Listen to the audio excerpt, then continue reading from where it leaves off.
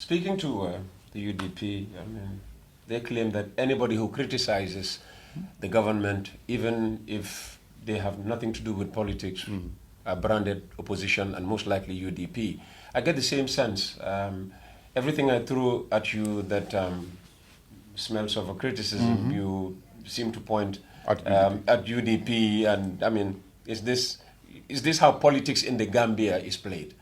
Well, in your interview with Usainu Dabo, he said he has found that castigating your opponent is the most effective political tool. That is what he told you in the interview. So I guess take it from there.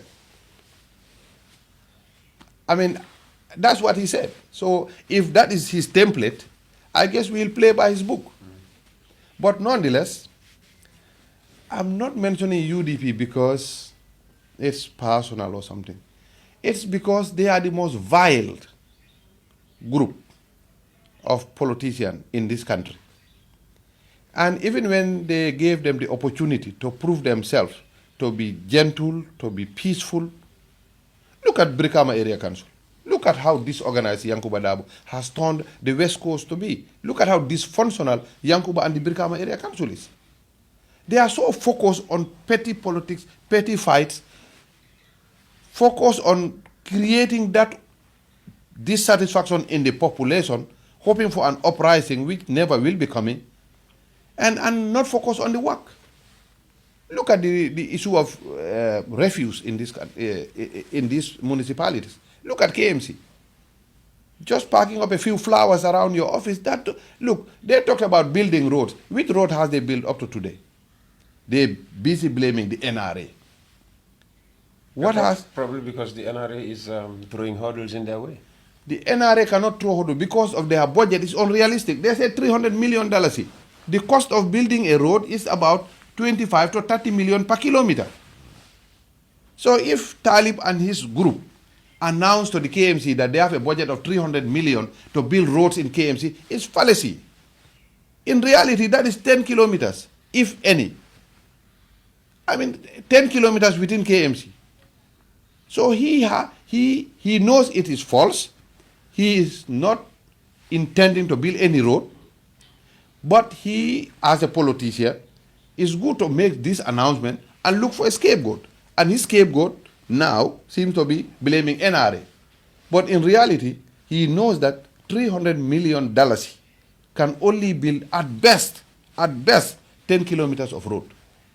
President Barrow has built over 800 kilometers of road. So I think even before you talk about building those roads, I mean the basic issue of refuse in this municipality of KMC and West Coast is unaddressed. And it's worse in Banjul. Go to the market. During the Midi people, we went behind Albert Market. It is a mess. The entire streets of Banjul are paved by the government of President Barrow. Today they are full of trash. And because the mayoress or the Kanifi Municipal Council mayor or brigade, they will not collect refuse. They are busy politicking instead of delivering to the people. I can't speak for Banjul, even though I was born in Banjul. I moved out of Banjul decades ago. Right. I live in KM. To his credit, fencing off that backwater dump site is already a major achievement for us residents of KM. Yes, refuse in KM is still a problem, but it has to be said, it's a lot better now than it's ever been. And you talk about... Mr. Gomez, 80% of the people of KMC are paying donkey carts to collect their refuse, including yourself. I do, yes. Exactly. So how better is that? I mean, majority of the population are collecting their own refuse. Fencing that backwater dump site is a good idea. But will that stop the smoke going into anybody's house? Will that stop all the scavenging birds coming in there? At this time, the municipality should have gone to a level of refuse recycling, where this thing will not be an eyesore, where it is enhoused in a factory where the refuse is sorted and recycled. That is the level they should have been. But Talib is blaming your government. You're not giving him the subvention he needs. You're not giving it to Brikama Area Council. You're not giving it to any municipality. So you're supposed to be giving them, a subvention. Out of all the 8 area councils, They are the only 3 that are not receiving. All the Galga made, that issue that government is not giving them the subvention it's supposed to Look, give to the them. government is giving them what government needs to give them. Nonetheless, they are collecting millions from residents of these municipalities. Why are they not using those resources to deliver to the people? Talib says that's where he is taking the 300 million for the roads. Which never has started and never will be in his term. Because up to now, he's just talking. The 300 million, he said he has signed a contract with some kind of a company. But up to today, we have not seen one shovel dug one hole in anywhere in KMC. I mean, they're just talking. He's not realistic. Even if we are to be real, it is just 10 kilometers. What will that do for KMC? Central government is supposed to work with local government. How difficult is the government finding it, given the animosity between it and, you started with Brikama Area Council, KMC, Yes. Banjul, Right. and where else? I think the LRR? LRR. Yes. LRR. I mean, how difficult is government finding it to implement some of its projects and activities in these areas? For instance, when this road clearance started in KMC, it caused problems in Joshua, the starting point. Look, I do not intend to speak for government, but you are part of government. Yes, happily so. And the area councils that are led by UDP mayors and UDP chairpersons are not bent on development, because for them, they are not bent on any kind of development, because the mindset they have is any development will give credit to the central government.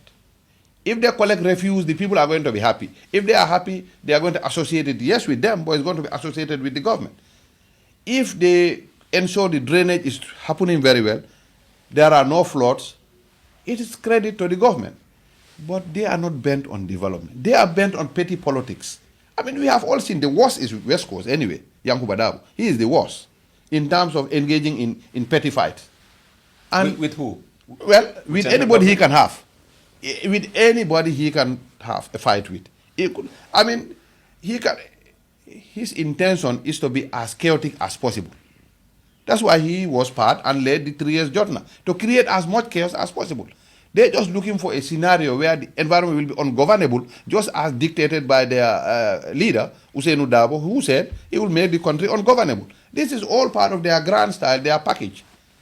When Usainu said he'll make Gambia ungovernable, I mean, he was not going to bring the sky down. Ungovernable means to be as chaotic as possible.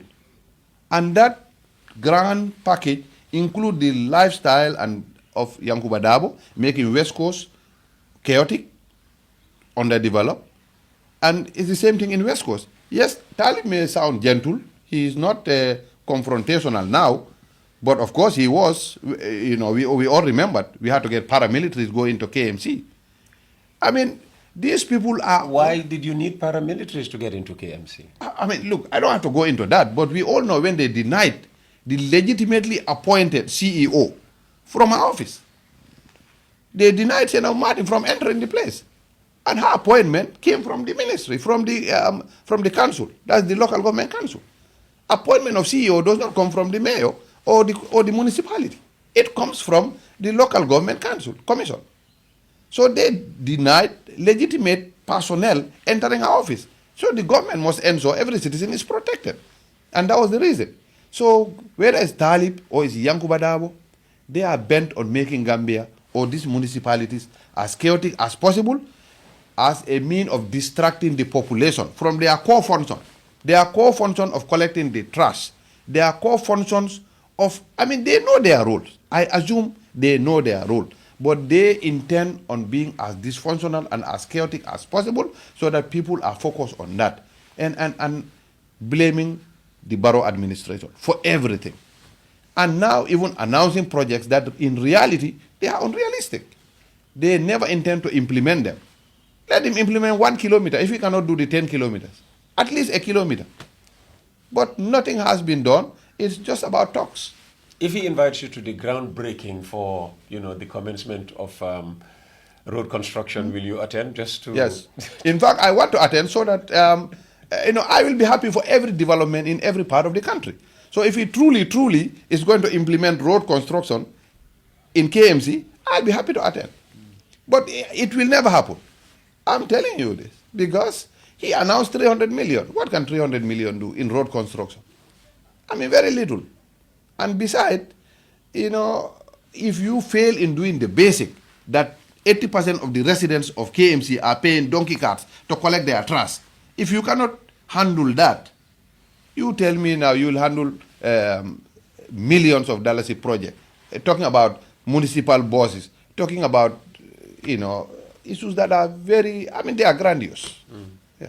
Granted, KMC, even if I say, waste management has improved, it still has issues of, waste management. Yeah. Brikama or West Coast, as you say, LRR, Yeah. and Banjul. What about the other areas, URR, CRR, Right. where, NPP supporting chairs, are in office? Are they cleaner? Because you hear that, as much as KMC might be dirty, Yeah. it's still better than Basse. You cannot compare Basse to KMC in terms of cleanliness. Basse is a lot more cleaner. And also, it's an issue of population. Look, there's a lot more activity in KMC. So I can understand the refuse in terms of amount. So you're beginning to understand why fighting, refuse in KMC is a major issue. It's a major issue, but they have not made an inch. I can understand. Look, being food self-sufficient in the Gambia is an issue, is a challenge. But you must, as a ministry, we must prove to the Gambian that, okay, last year, we produced this amount locally, this amount of hectare we have put under cultivation. This year, we have produced this amount of tons, this amount of hectare. It must be progressing. The issue of KMC and West Coast in terms of chairman and mayoral administration are backwarded. They are not progressive at all. The refuse But there's collection... some progress in West Coast because we hear they've acquired garbage trucks.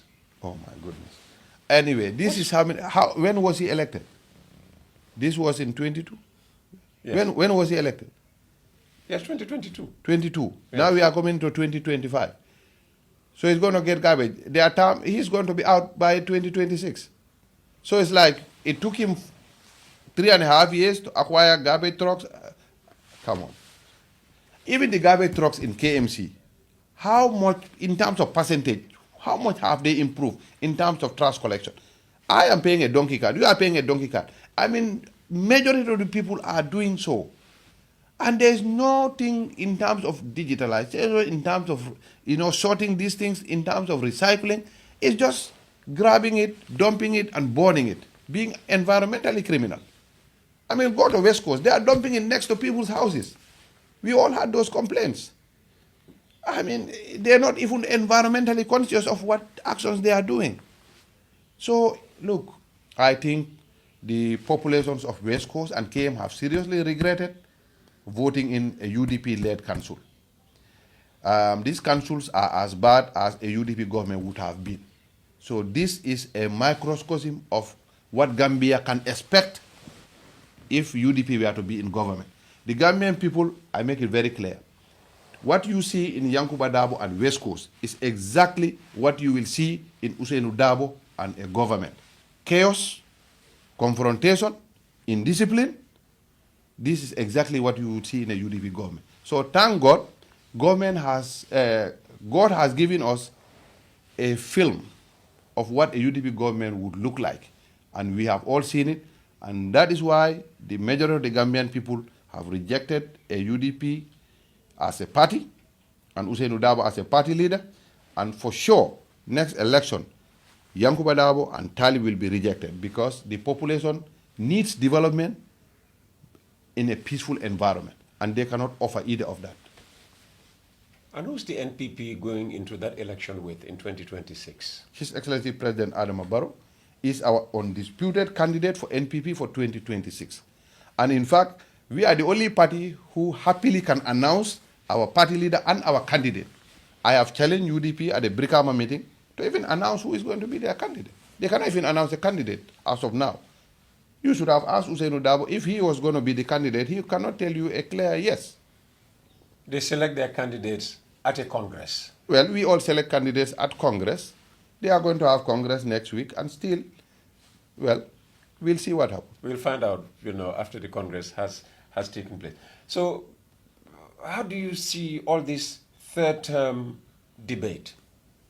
Well, there is one thing I want every Gambian to know. The Constitution is a book that you do not have a choice to pick what you want, like this and dislike this part. You must respect it as a whole. There is no a single constitution in the world that every citizen is happy about. Even the constitution of UK does not have a constitution. The United States or any other country. This is the collective will of the country. This 97 constitution that we have went to a referendum in this country and passed overwhelmingly. I may not like certain parts of that constitution. You may not. Usainu Dabo may not. Anybody else is the same. But we must respect it because that is the binding material that makes us Gambia. It is the guarantor of peace and stability of this country. As far as I know, the 1997 Constitution allows whoever is the president, not President Barrow, allows whoever is the president to go as long as the people of the Republic of the Gambia elects you. And until that change, I choose to respect the Constitution.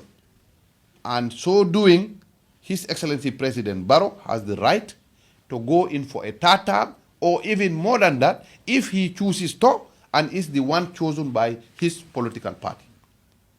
So, as far as the Constitution is concerned, the Gambian people knows this clearly well. I'm not talking about the opposition elements who are talking about no to third term. I'm talking about the genuine Gambian who is looking for peace and development. That the Constitution so whoever is in opposition is not genuine Gambian? No. Opposition, look, I was opposition. President Barrow was opposition. To be opposition does not mean you are not genuine Gambian. But to disrespect the Constitution, you are not a genuine Gambian. You cannot pick and choose what to agree, what to disagree with in the Constitution. If you do that, you are not genuine. If you have to respect the Constitution, you have to respect the Constitution as a whole. You cannot pick and choose. I mean, there are certain things in the Constitution that I may not agree with. So, if the Constitution allows the sitting president, I'm not saying President Barrow, if the Constitution allows the sitting president, the incumbent, to go for a third term or fourth term, so be it.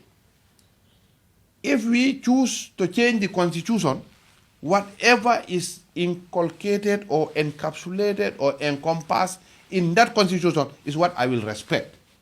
But until then, the Constitution we have allows the incumbent, His Excellency President Adama Barrow, to go in for a third term, and President Barrow is our candidate for 2026 on question, and he will go for his third term. And if we need or choose him to go for any other term, he so will. But until the Constitution is changed, this is the Constitution that I, as a citizen of the Gambia, will respect. And also urge every Gambian citizen to respect the Constitution. You keep making the point that unless the Constitution is changed, of course, there are efforts by the government to change the Constitution. Exactly. But of course, the draft has triggered all kinds of talk. Mm-hmm. Of course, you were there, you're part of the people who came up with it. Can you understand the reaction of the people to the Constitution? Yes. To the draft Constitution, I should say. No, it's not a Constitution. Yes, to the draft Constitution. Yes. Yes, and sadly, I heard Usainu call it the Barrow Constitution in your interview. Barrow Papers. Yes, he called it a Barrow paper, which is very condescending. Look, he has to understand the 2020 Constitution that was drafted and submitted to the National Assembly was rejected by the National Assembly, not by Barrow and his cabinet. It passed Barrow and his cabinet. It went to the National Assembly. It was rejected there. And they're still politicizing and blaming President Barrow for that constitutional failure, for the failure of that constitution to pass. Yeah, they're saying he orchestrated the failure. I mean, how can he orchestrate? By dividing what was a majority UDP legislature. Look, he appointed all the ministers in the cabinet at the time. If he wanted, the easiest way to have undermined it was to have get it not past the cabinet. He is the chairman of cabinet. If he wanted to undermine the constitution, he would have undermined it in cabinet. Why allow it to pass from cabinet, go to National Assembly, and the UDP MPs voted against it, and they still cannot muster to accept that they made that constitution to fail. That constitution failed because of Usainu Dabo. And this constitution that we have... It failed because of Usainu Dabo? Yes. How? Because of who voted against it. Barrow had no MP at that time. There was no Barrow MP in the National Assembly. They were UDP voted members of parliament. Were they NPP MPs at that time? No. There was no NPP parliamentarian. They were UDP elected members of parliament. So whether they were not supporting the UDP agenda, that is a whole different discourse on at another time. Some had already defected. Well, defected to who? To where? Well, they were branded independents at the time because NPP had not come up yet. Well, Mr. Gomez, they were UDP elected members of parliament. True, absolutely, I agree. They voted and collapsed that constitution. So let Usainu Dabo and his UDP take responsibility of the failure of that constitution first. And now coming to this 2024 draft, even before it is tabled, he has announced that his parliamentarians are going to vote against it. So he is not even willing for a compromise. Look, constitution is about paper and writing. What is written there is written by the people. Why don't we allow the process to start and we improve it as we go? We mature it. Usainu Dabo was the vice president when this government started. He was foreign minister. He had control over the National Assembly. Majority of the parliamentarians, even before we talk about this defection. He said he did everything he could to avoid being seen as undermining the president, trying to play president. Oh, but he succeeded in getting them to change age limit so that he can be vice president. Because that was the first thing he wanted his parliamentarians to do. The change was not for him. It was for him. I heard his interview. No, it was for Fatoumata Tambajang. No, look. Initially.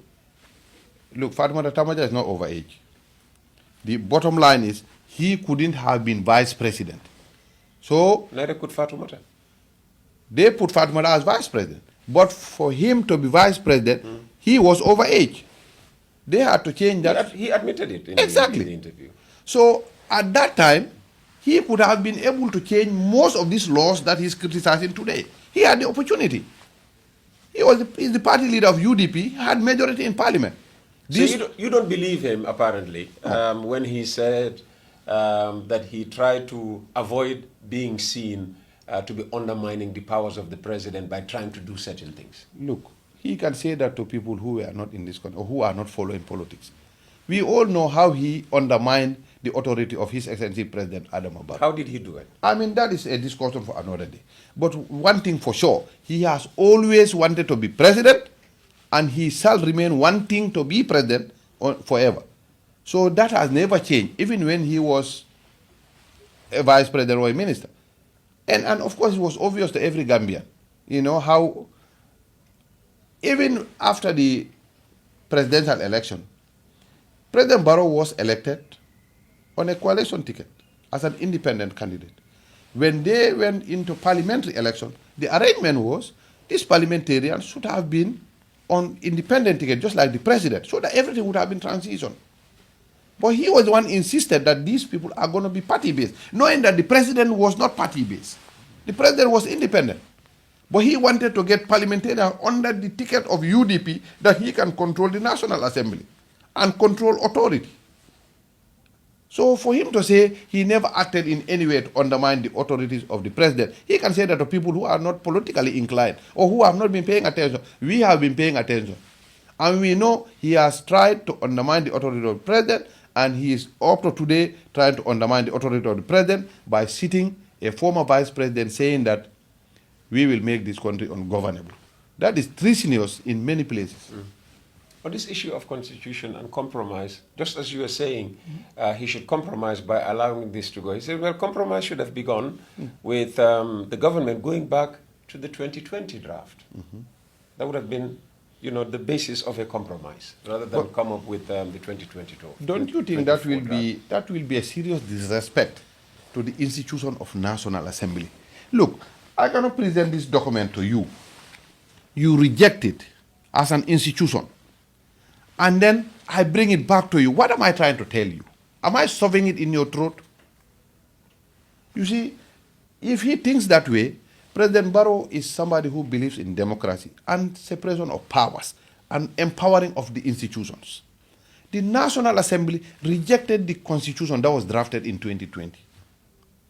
In an attempt to compromise, there were so many reasons why they rejected it. And there have been so much stakeholder consultation. Part of that consultation is to gather what are the most controversial points. We try to address those in the 2024 draft constitution. And he thinks we should still bring the document as it was. This was a document that was rejected by his MPs, led by him. And today he is asking us to bring the same one. Whether we brought that one which he rejected or bring a new one which he has announced he will reject, the man is bent on rejecting anything.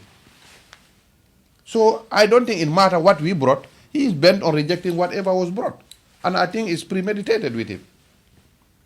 Apart from the constitution, the 2025 budget also, has triggered a lot of talk. You have trashed the issue of agriculture not being given its right allocation in the budget. When people point to how much is going to the office of the president, how do you react to some of the comments you hear? I think most of the people who comment, let's say the regular Gambian citizen, I thank them for commenting because I want citizens to be engaged. It is good that citizens are paying attention to budgetary issues, But look, the budget that was sent to the office of the president is less than 5%. I think the percentage is out here. It's very reasonable. And when you say office of the president, unlike the misinformation coming from the UDP that the fees money of the president is $150,000 a day, because this is what they've been peddling out there. Look, the office of the president is not the president alone. This is where we have thousands of people working there. Can you imagine the amount of security personnel at the office of the president? Can you imagine all other support staff? When you talk about the budget, this 150, this talks about banquets. This talks about events with foreign visitors, foreign head of states or dignitaries. This is where cabinet issues are addressed. We are having a meeting almost every Thursday. We have a meeting. This is where all that costs come from. Can you imagine the energy cost that goes in here, the maintenance cost, all that thing goes into this so-called 150,000 that they took the budget and divided by 365 days and said this is the fees money. As if the office of the president, all they do is only fees money. It is the lowest they can go to misinform the citizenry. The amount allocated to the office of the president is as reasonable as you can have. Look, president, you heard Ahmad Ba even mention this in one of the tours. This is one of the most humble men you can find in this country. As a president, you go there, you had only 2 or 3 at the most, different dishes at the lunch table. Mostly 2, if at the most 3. This is at presidential level. In some other places, even at the governor's residence, you will have about 5-10 different dishes. But the man is so humble that what I eat at home is exactly what is being dished to him. Would you like to see him have 5 to 10 different dishes on a daily basis? Even if I did, he will not allow that. He is too humble to even get to that level. Unlike the opposition elements that would, if they come to this office, they'll be extra. Their level of extravagance will be, it will be an eyesore to you. It will be unbelievable. You think if people think that this government is using up a lot of money, they should wait until any of the opposition get into the office? Exactly. And then what will happen? We will be biting our fingers, wishing that you people never left office? Of course. It is very obvious that, if not for a humble person like President Adama Barrow, if we have opposition elements like Mama Kande, Usainu Dabo, of course not fringe elements like Esafal or the others, who are just on the periphery.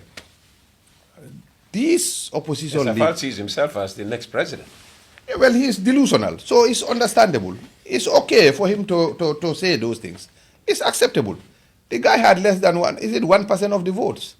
I mean, we have 900,000 registered voters. In fact, 1% is 90,000, and he did not even get 90,000.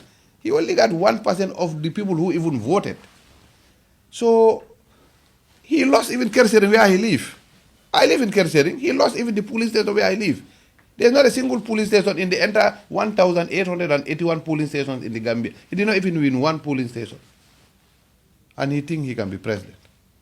So for people like us who pay attention to the politics of this country, Esafal cannot even name you a village after Tabokoto. If you cross Bara, he cannot tell you the next village after Bara. And you think he can be president. President of where? I mean, but that's for us to handle, when we get to the field. But I'm just telling you that people like Esafal going to his Congress describing that people who had nothing becoming into government, their stomachs get big overnight, enriching themselves, using very condescending languages. If you have no respect for authority and you are looking for authority, you never shall be there. And when you are, people are not going to respect you. So the language that Esafal spoke at his Congress is unacceptable.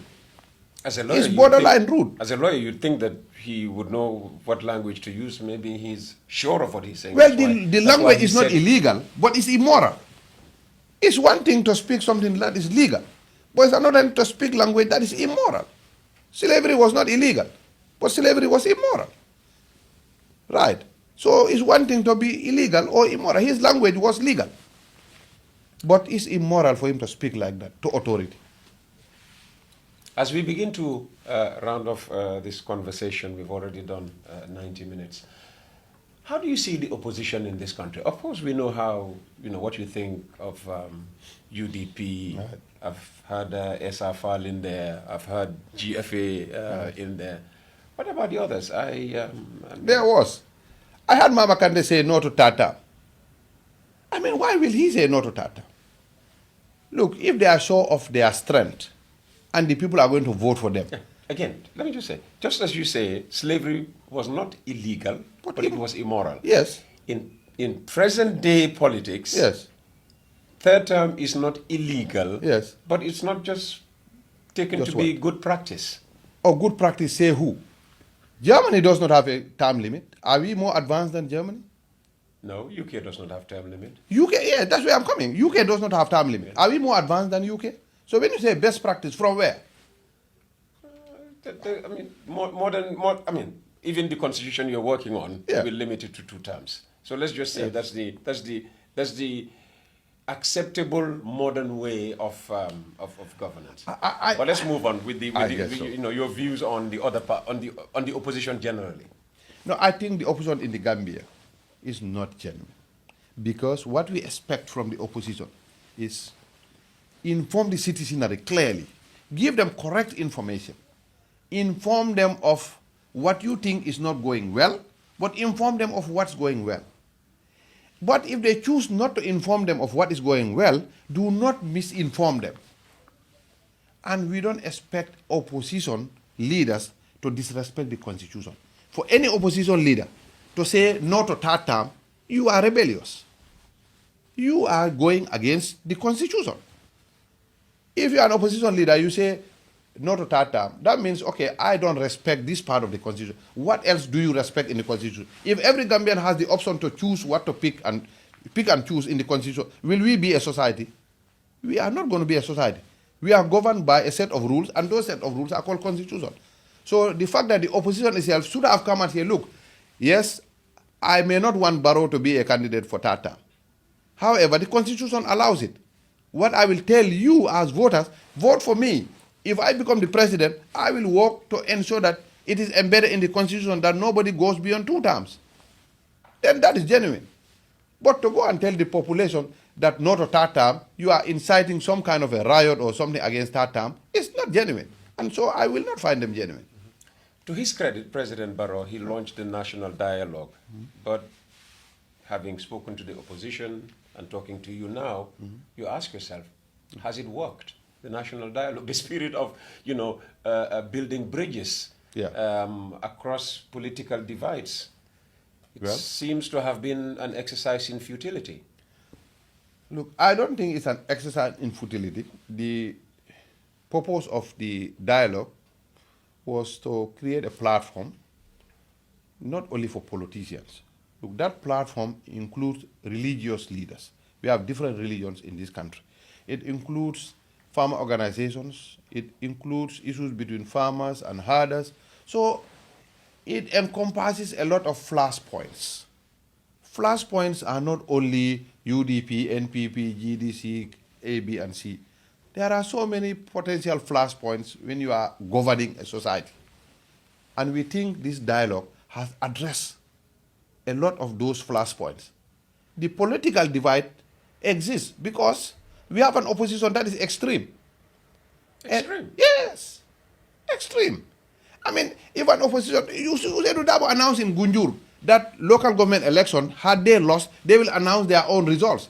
That's when I said at our NPP bureau, if you announce your own result, we will declare you a rebel and then you will be addressed accordingly.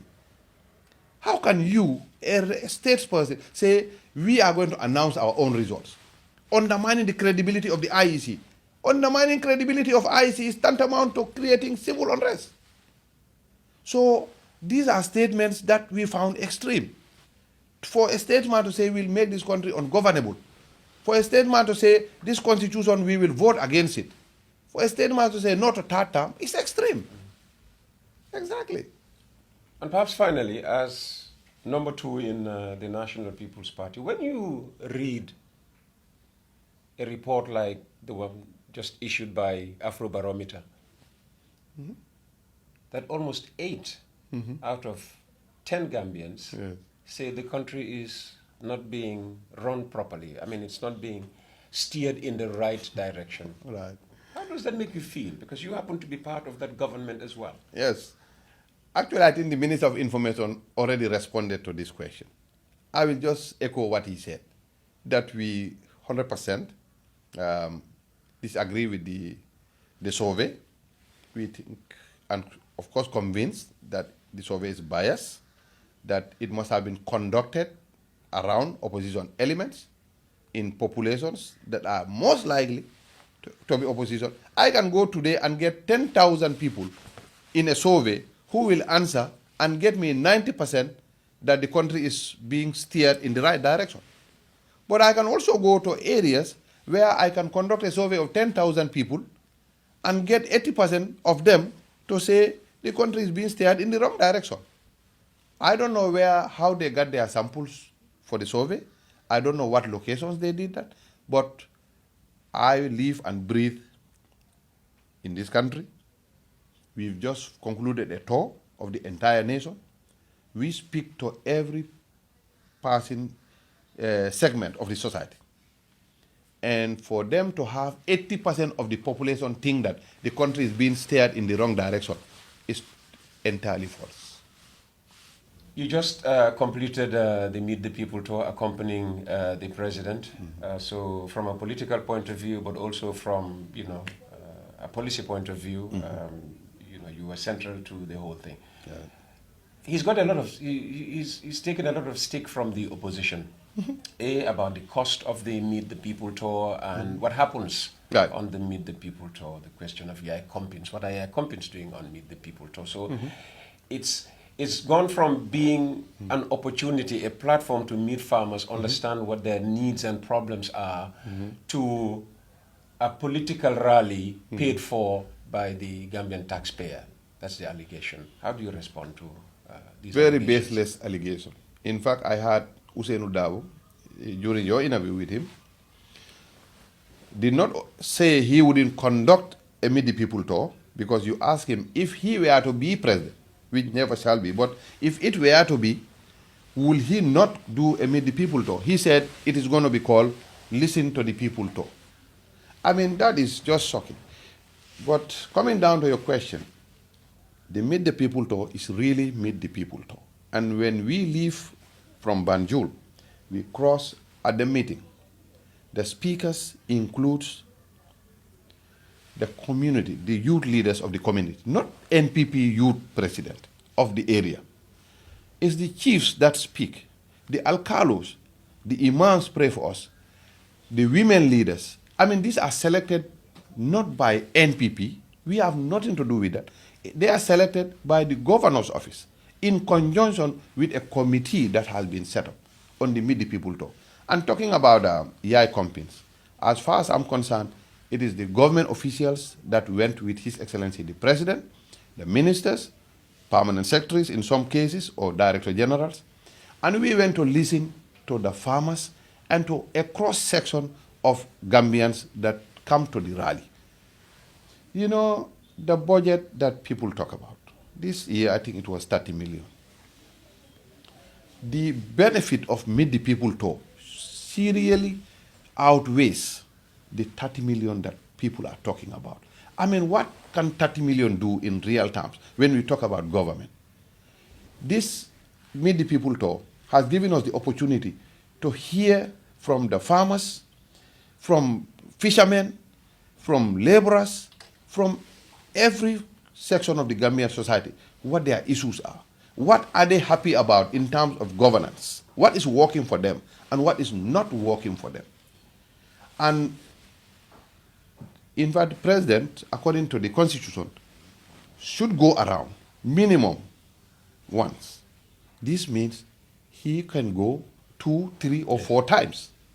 If it were political, why didn't the NPP or the president take advantage of this and go around 2, 3, or 4 times if it were to be political? Or if it was according to the allegations of Usainu Dabo and his UDP. So the message for the Gambian people, and the Gambian people know this better than us even speaking here, that the Meet the People Talk is constitutional, is relevant, and unlike his so-called Meet the People Talk that he intended to even do while His Excellency was on tour, which is a serious sign of disrespect, that the president is on a constitutionally mandated tour. The resources of the government, which is the police and the military, are all deployed to create that safe and conducive environment for this constitutional mandated tour to take place. This is when Usainu Dabo and his team intended to do a tour, and they needed security. They needed some state resources, and it was not going to be possible.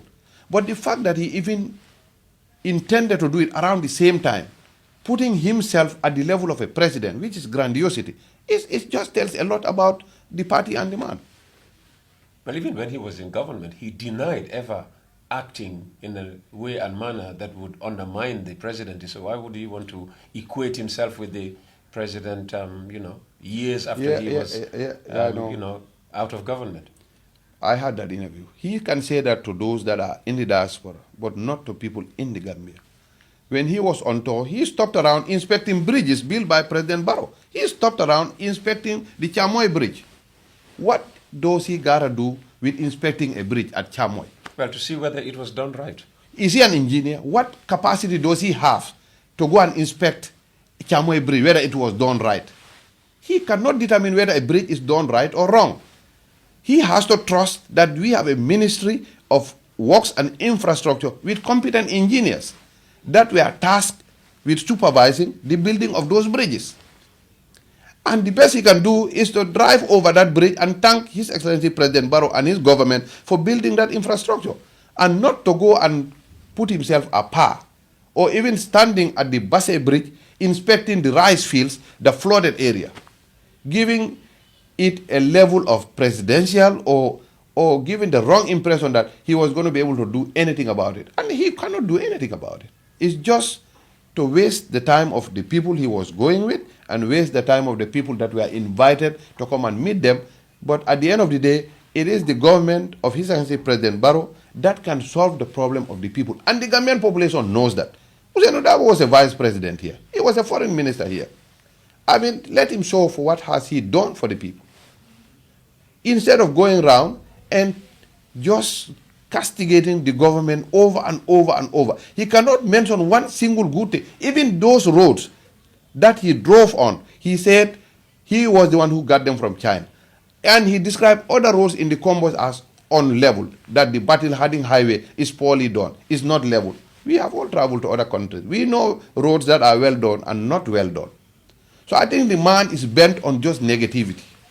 And this negativity is working for us because the country has now ruled him out as an alternative. Has it? Yes. Okay. So the Meet the People tour is to listen to, farmers' needs and problems. Yeah. What did you discover on this particular Meet the People tour? Because one thing that stood out was farmers complaining that the yield this year is poor, and for that reason, even though the price the Gambia offers is said to be the best in the sub-region, they still wanted a bit more. Is the government going to yield to them and give more? Actually, I must thank the farmers of the Gambia for being on the field and providing us with breakfast, lunch, and dinner, even though it's 50% of our food is local and the other 50% is imported. The groundnut yield this year was the key issue during His Excellency's Meet the People tour. The yields have been found to be low, and as a ministry responsible or tasked with food security, we've already engaged our scientists to establish realistically what led to the low yield. And tentatively, the reports are pointing towards climate change. And of course, there are people who have gotten very good yields, and the ones with poor yield, the comparison right now is early planters and late planters. Also, there was a 16-day drought spell during the rainy season, and that has also been pointed to as a potential cause. Other factors include our gene pool itself. These groundnut seeds that we used in 2024 being the same gene pool for the past 50 years. So in genetics, after a while, it deteriorates. So it is a suspect. And already we've started engaging a couple of very credible universities. The University of Georgia are going to be here in February. The University of South Carolina, who are world-renowned specialists in groundnut, were here last week. They're working with NARI, and my team, NARI, the DG and the team, were in South Carolina last month. So we are also working with FAO and other agencies and organizations to establish and probably transition into a different gene pool of groundnuts, because it is suspected that the variety we have, the gene might have been too old now. Are you going to give the groundnut farmers a bit more for their tonnage?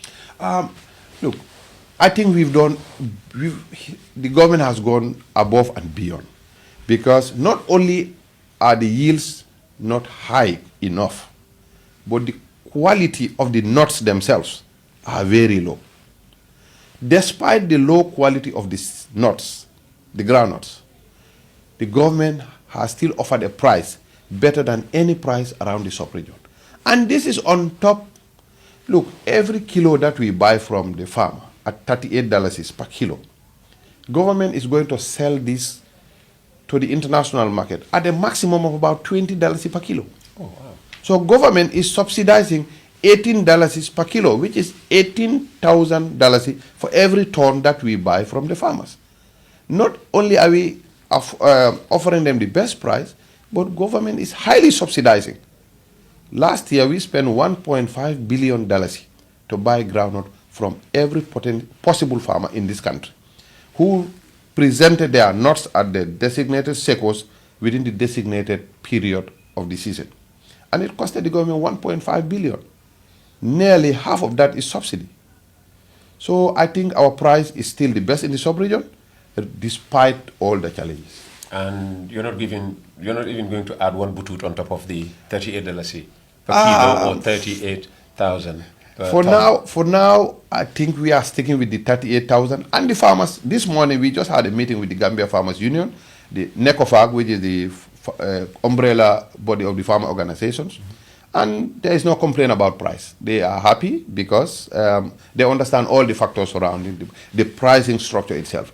And there are, as always, and this year was no exception, a price consultation forum that we do in Genoa every year, even before the price announcement. And we were there with almost all the representatives of farmer organizations, and this price was not a bad idea, and still not. Not a bad idea, but the SECOs seem to be having problem, getting money. I mean, there have been a few reports of URR not getting, SECOs in URR not getting money, I think NBR and, elsewhere. When you sit here in your office and read those reports, I mean, what action do you take, if any? Well, the actions are, like I told you this morning, the meeting included Q Group, Q Money, Gambia Farmers Union, GGC, Ministry of Finance, Agriculture, at our conference room.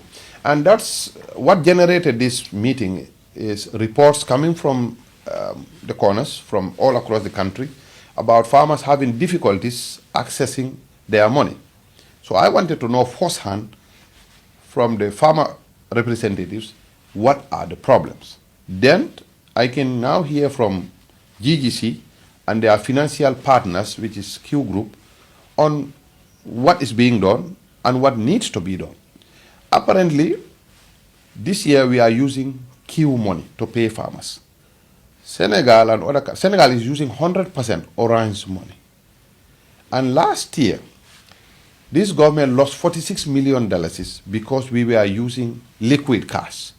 And the loss is immense. $46 million out of this budget is substantial.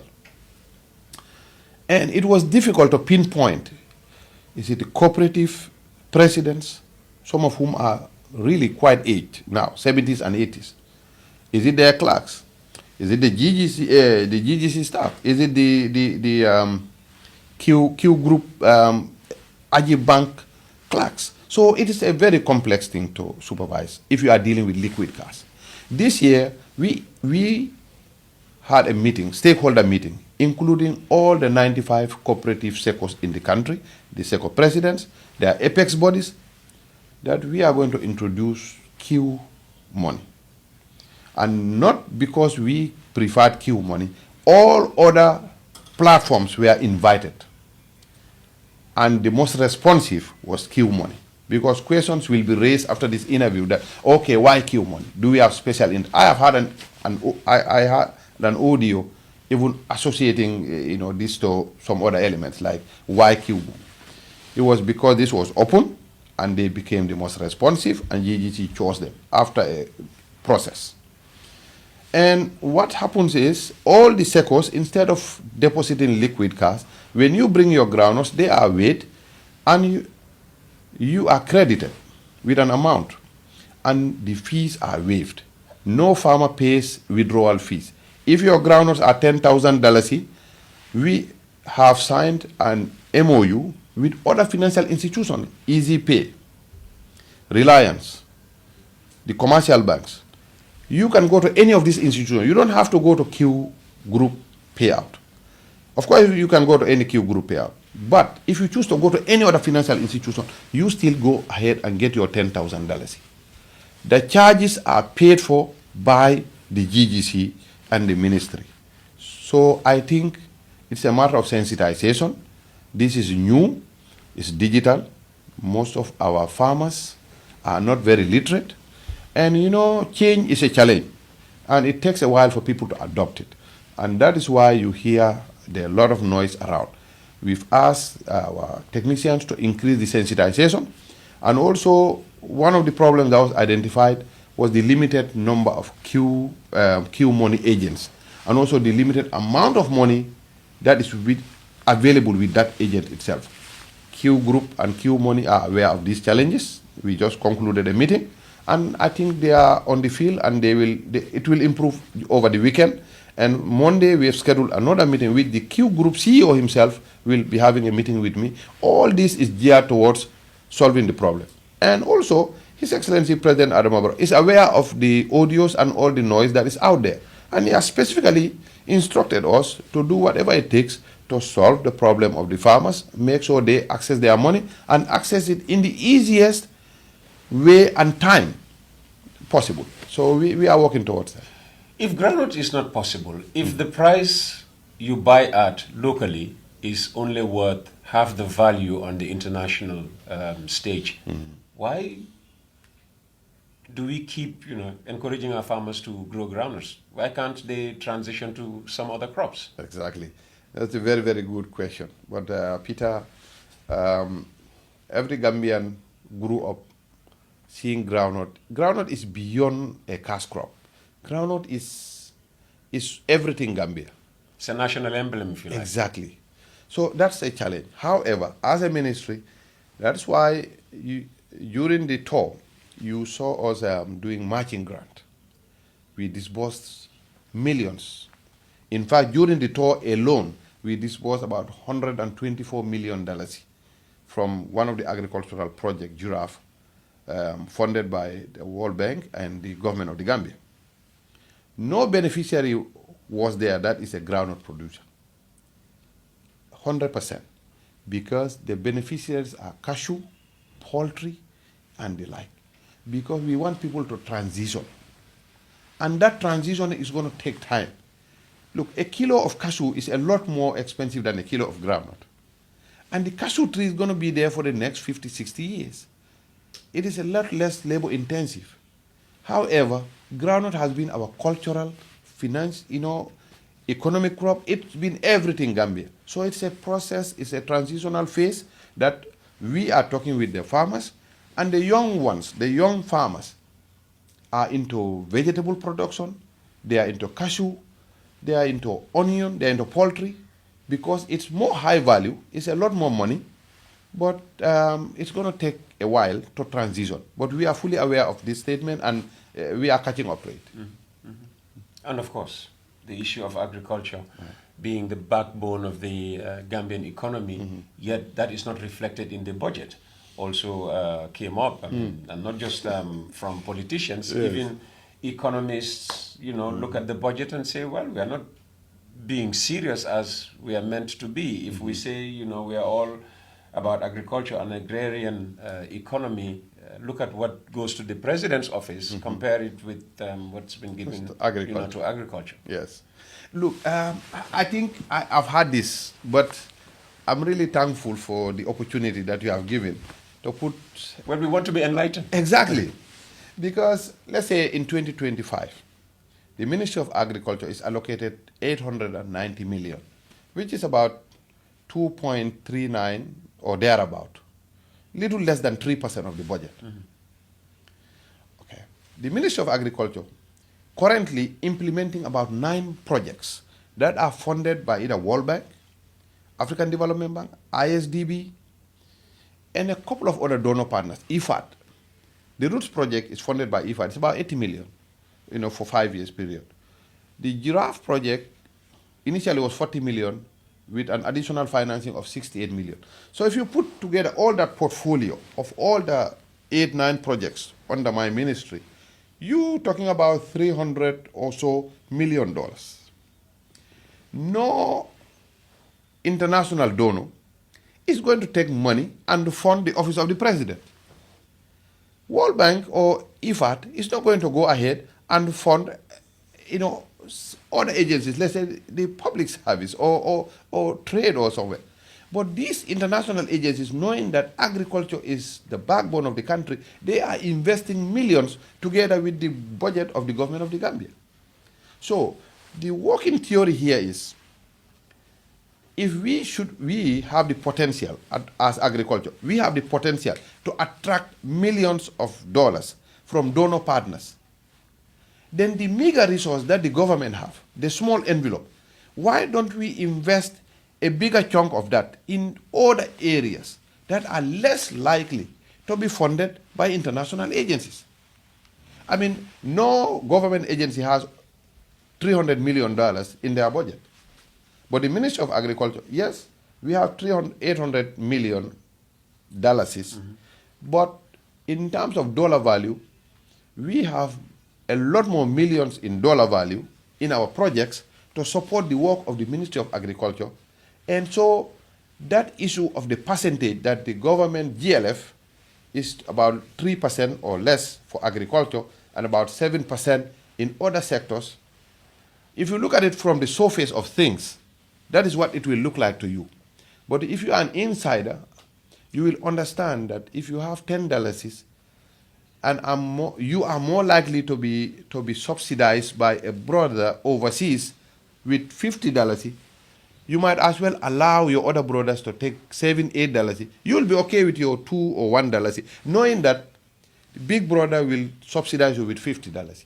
This is the scenario, and that explains why we are around 3%. But 80 or 90% of our implementations are donor-funded implementations. And the government of the Gambia, of course, as co-funders. This is the context, and not because government has not given agriculture a priority.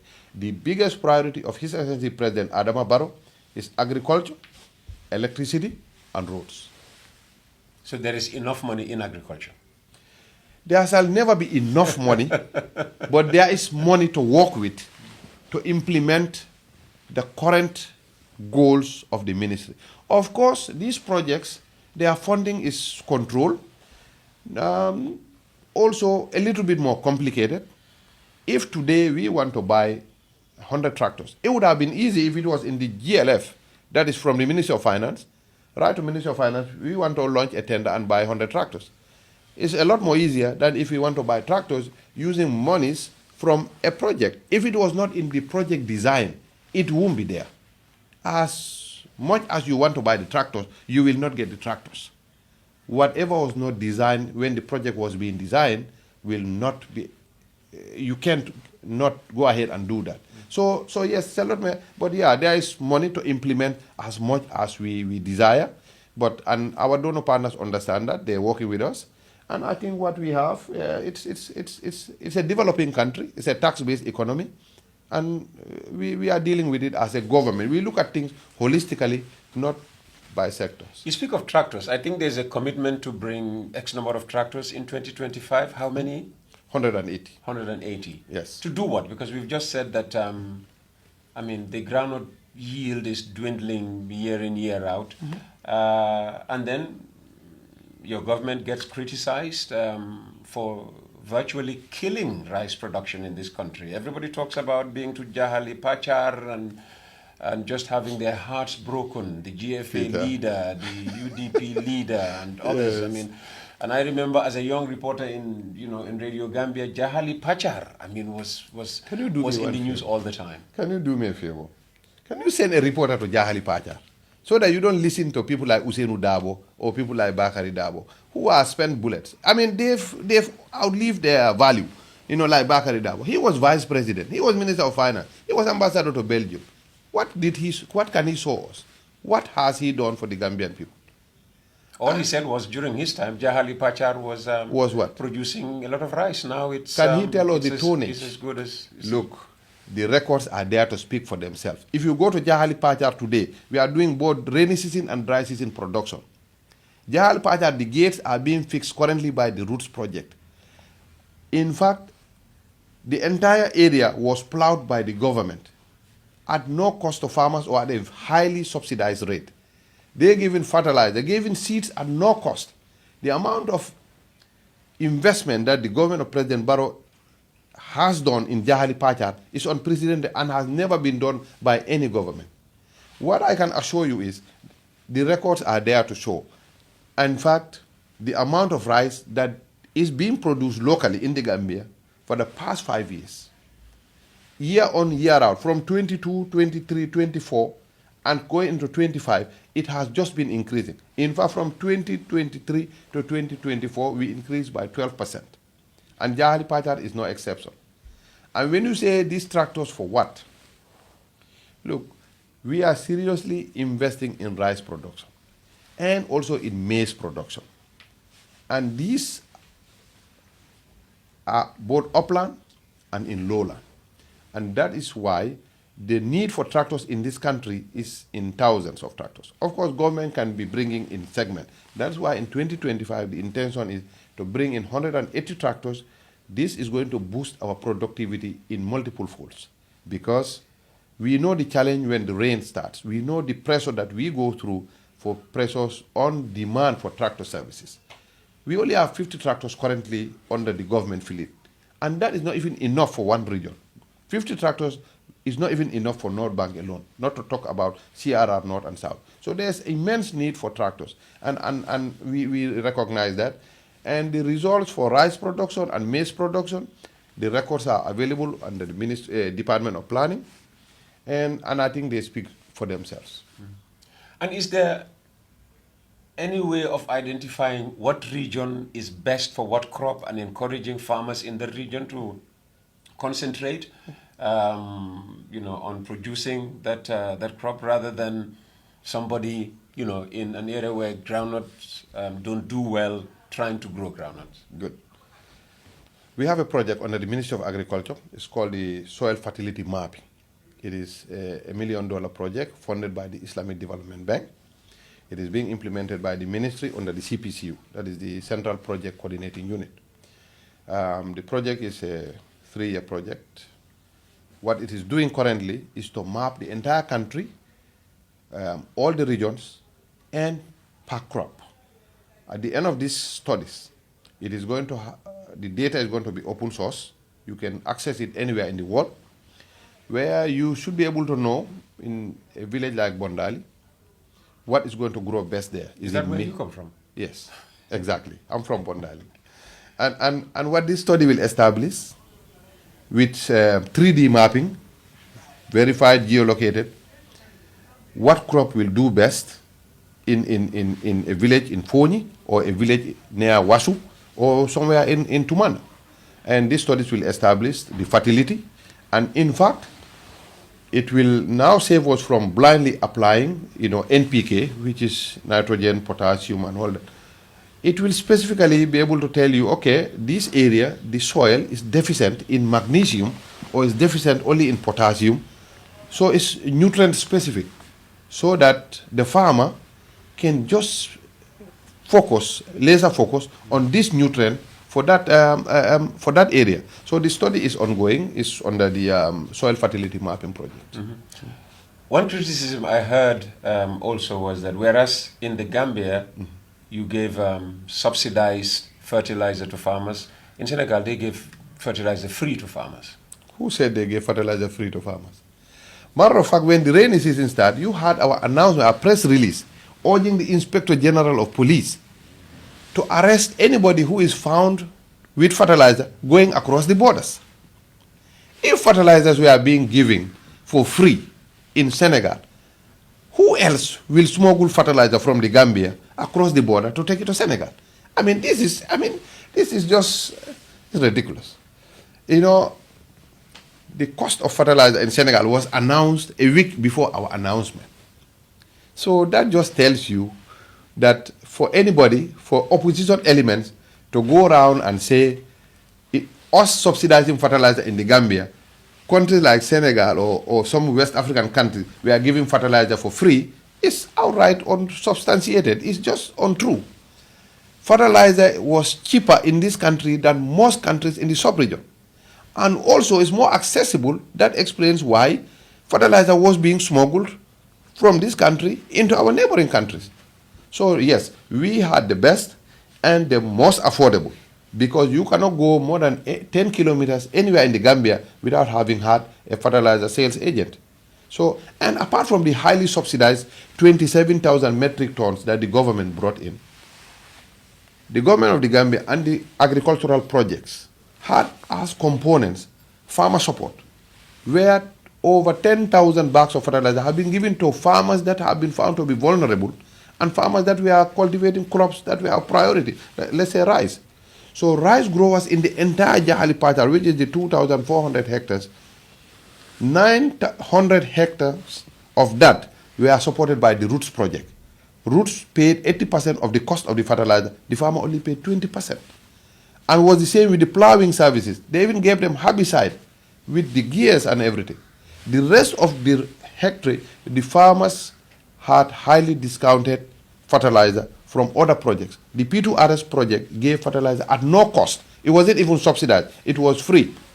The Giraffe project gave seeds from Kartong to Koina at no cost. So it is baseless for opposition elements to say fertilizer was given for free in Senegal or in Guinea. I mean, fertilizer is cheaper here and more accessible in this country than any other country around us here.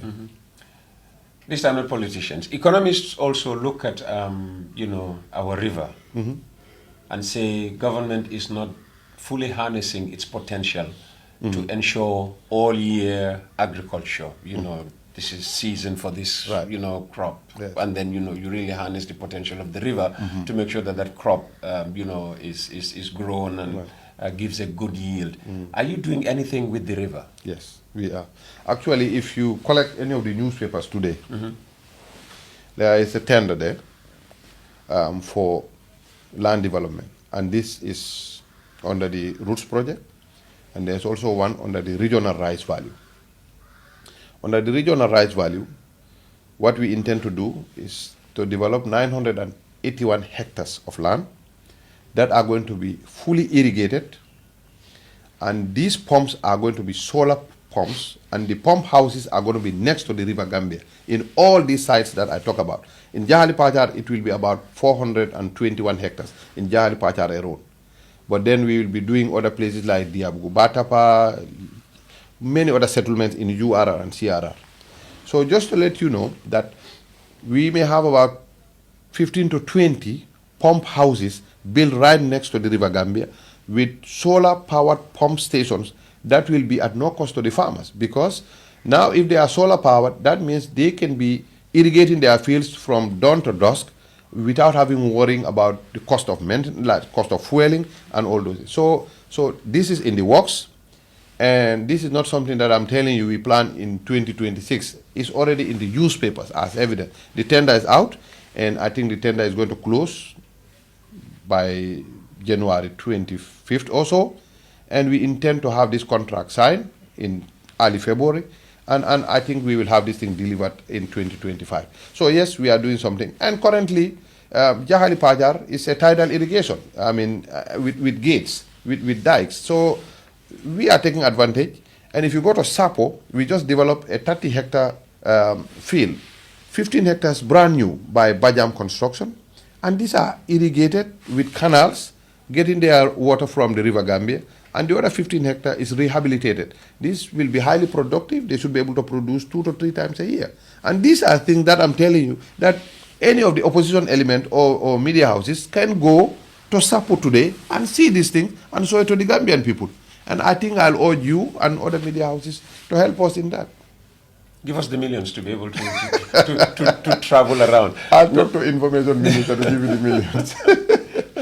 No, but on a serious note, all these projects that are being planned, are you planning them with climate change in mind? Because it's bound to affect them somehow. Oh, yes. In fact, we call it climate smart agriculture. The seeds that we give to the farmers, they are climate smart seeds. And that means they can do well in a scenario of flood. They can be drought resistant for a certain number of days. And also, that is why now we're talking about pumps that are going to be solar powered only, because climate change, agriculture is also a cause to climate change.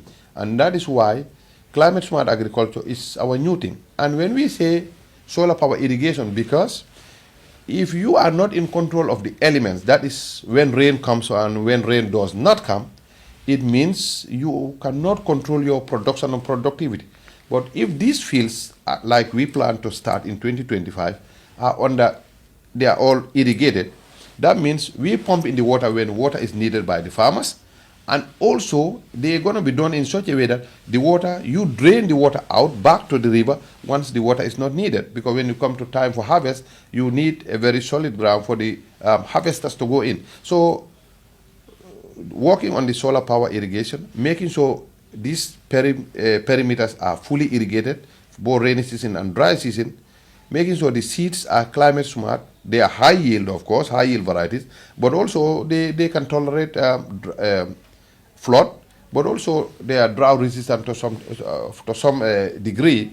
Means we are fully aware of the impact of climate change, but also its implication to agriculture.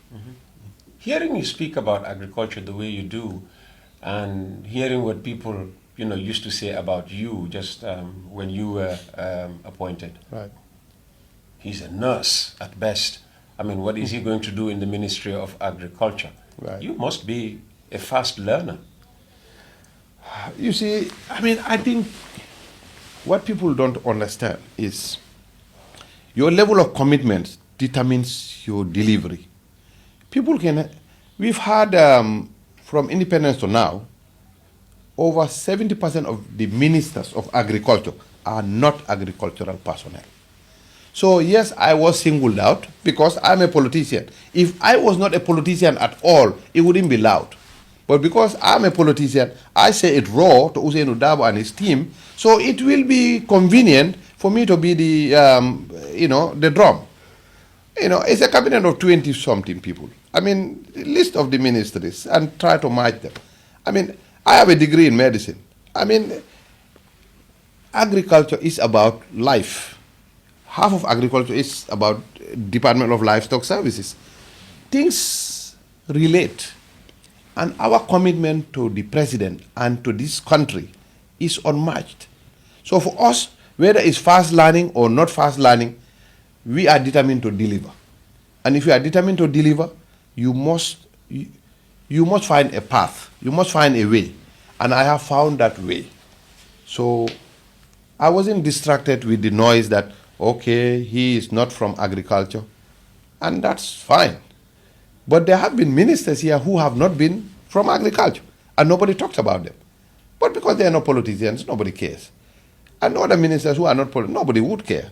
But for me, I'm happy that they said that, because when they said that, for me, that was a template. That was a challenge for me. That, okay, well, out of all these other ones, it's not a problem. But for you, you are from a health background, and now they take you to Minister of Agriculture. This is going to be, big blunders. So for me, it was a challenge. All right, well, now I have to deliver to the Gambian people and prove the naysayers wrong. And that's exactly what I have done. And how difficult was it at the beginning? It was not difficult at all. For me, I have never found it to be difficult. I am not here to be a farmer. I am here to manage the people who support the farmers. I'm here to manage the Director Generals. These are experts. The Director General of Livestock is a veterinary doctor. The Director General of Department of Agriculture is an expert with over 30 years experience. The Director General of Walik, he is an animal breeder. So my role wasn't to go down to the level of how many meters between two onions. That is not my role here. And that is what an agricultural personnel would go and learn in the college. My role is to ensure that those Director Generals have the resources they need, and they also deliver to the people. And I'm focused on that role. This 100 minutes conversation.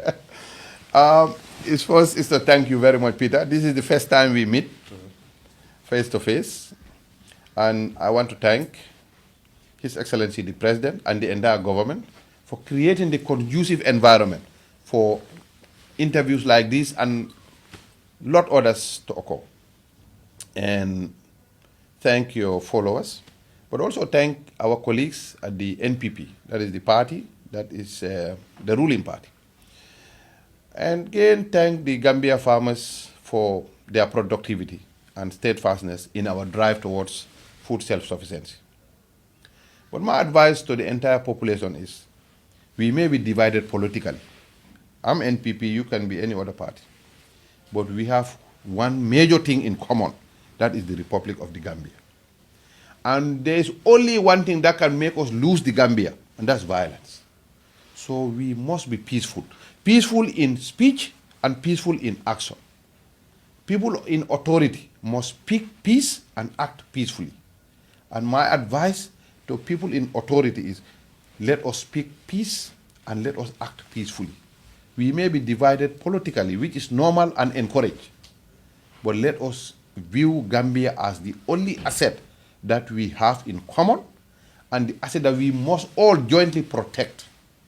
And protecting the Gambia means making Gambia the most peaceful country, as has His Excellency been awarded as the most peaceful president. Thank you very much. Sabally, thank you very much. Thank you so much. All right.